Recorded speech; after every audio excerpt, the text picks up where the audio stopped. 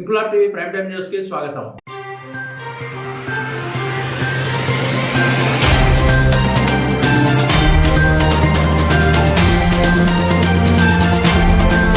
విజయనగరం జిల్లాలో ట్రాఫిక్ రెగ్యులేషన్లు, రహదారి భద్రత కోసం కొత్తగా 16 మోటార్ సైకిళ్లు జిల్లా కేంద్రానికి వచ్చాయని బుధవారం జిల్లా ఎస్పీ వకుల్ జిందాల్ తెలిపారు.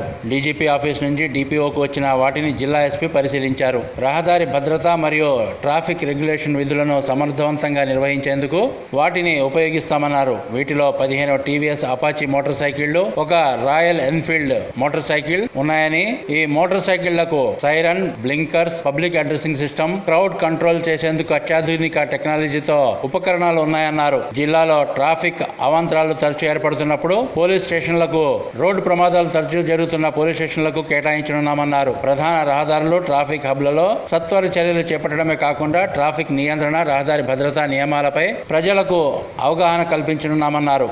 ఈ కార్యక్రమంలో ఎస్బీసీఏలు AV Leela Rao, RVRK Chowdary, RSI R Ramesh Kumar, RSI admin N Gopal Naidu తదితరులు పాల్గొన్నారు.